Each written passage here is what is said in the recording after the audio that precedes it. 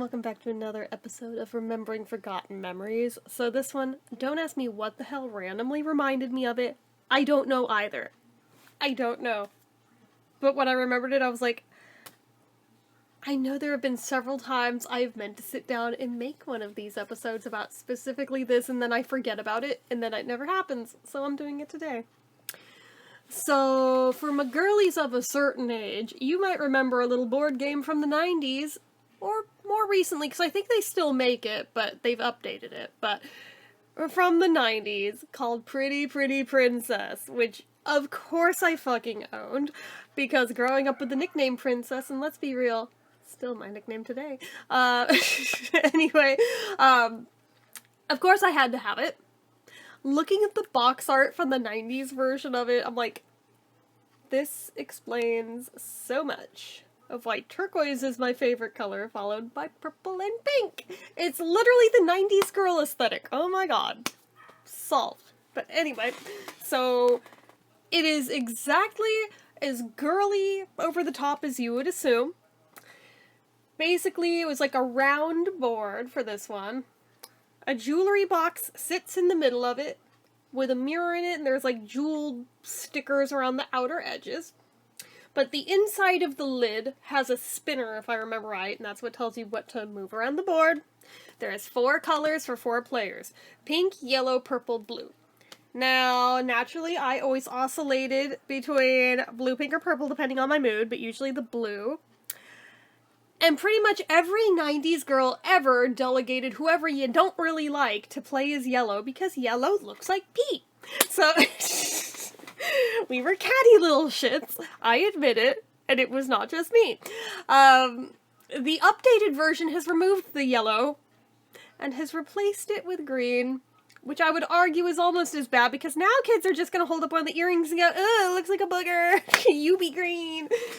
Anyway. So I wasn't even the first one in my family to have the game. My cousins were.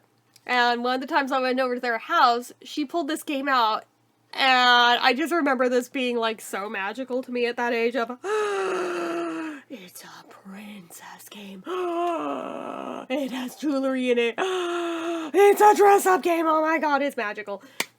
And of course, the next thing I did was turn around and ask my dad if I could have that game. And I think either for, like, birthday or Christmas that year I got it, but anyways. So basically, it is a dress-up kind of themed game, because what little girl doesn't love princesses dress up in jewelry? I'll wait. But anyway, there's 4 little pawns that move around the board that match with the colors, depending. And of course, the spinner tells you how many spaces you move. And each space is either a piece of jewelry to pick up, but you have to wait till you're in your designated color to get it. I'm actually a little bit murky on the rules. I don't know if everybody was just, like, chomping at the bit for all of the colors, and the first person to just have all of the colors set from their set wins. Or if you only took one, if you landed within your color block, I don't remember for sure. To be completely honest with you, it's been like a gazillion years since I've played it. But, regardless, there would also be spaces where you have to put one back, so this would slow the game down some too. But there's a plot twist! There's also the cursed black ring! Oh, and I remember for some reason that thing scared the shit out of me as a little kid. I don't know why, it just looks so ominous.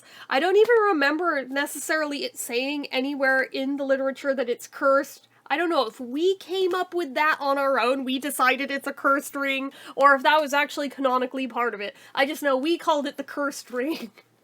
And I would get, like, so scared of it every time I saw it. It's so weird that even looking at a picture of these as a grown-ass adult on the computer, it still puts, like, a weird chill through me. I'm like, it's literally a piece of plastic. Calm the fuck down. But anyway, so there was a necklace, a bracelet, 2 clip-on earrings, and a crown. And of course, while you're not actively playing the game, you can play dress-up just with the pieces of this, but this is why there's so few intact copies from the 90s with the correct pieces, not the updated colored ones from the newer versions. Because we all played dress-up with them. We all either lost pieces or broke pieces. You know how it goes. In my case, the worst piece that could have possibly been broken was the one that broke, the fricking crown. My clumsy self stepped on it and broke it in half. R.I.P. crown. I think I took one of my little, like, plastic tiaras and put it in the box in place of it, and from what I have seen on eBay, it looks like a lot of people have done the same freaking thing, so that makes me feel a little better that it was not just me. It was cheap, flimsy plastic. What do we expect? What do we expect? But, anyways. Oh my goodness. Just spent so many freaking hours playing this. Not just with my cousins, but with my siblings, but also I remember roping my brother into this. Now, as much as that sounds like a mean thing, I'm sorry. Theming aside, there is no gendering to this game. Hell, I would argue there is no age limit to this game. You could play this as an adult and it would still be fun, like, do some shots while you play it. I could see Drunk Pretty Princess being fun as fuck. Like, I kind of almost want to get another copy just to play Drunk Pretty Princess, although, isn't Drunk Pretty Princess kind of just my life? I don't know. But anyway, shut up. But, I know, I'm the one who said it. Regardless, but no, like, we would rope him into it, and we would make him be yellow, the color of pee, and this was how we convinced him it was okay for him to play it, because pee is gross, therefore that can be the boy color. You can have the boy one. Apologies to anybody whose favorite color is yellow, I am so sorry. I have grown to actually like yellow in my adult years, but as a little kid, we're all immature. Actually, the yellow was the most vibrant one. The rest of them were very muted. The yellow was actually, like, really bright. So for whatever that's worth to you. But, I remember the pink set matched my rosary beads, but the blue set were the ones I found stunning and I just wanted to wear and play with, even with, like, not playing the game, so we were constantly missing pieces of the blue set because I wouldn't stop just wearing them for funsies. But again, I was far from the only kid doing this. I've looked up the more modern version of this. It does not have the same charm, in my opinion. They changed the artwork, they changed the board, they changed the spinner, they changed everything. They changed the colors, and they don't even have, like, the little chess piece looking pawns anymore. Now they're just, like, princesses on stands that move around the board, which, arguably, I get it. I could see where these might be a choke hazard, but it's 5 and up. By 5, you're supposed to know better than to put those in your mouth. But this is why parental supervision is a must. But now it's just a piece of, like, it's like a piece of cardboard on a plastic piece of a princess. That feels cheaper to me somehow than the plain little pawn. Don't ask me why, don't ask me how. It feels like a downgrade, though.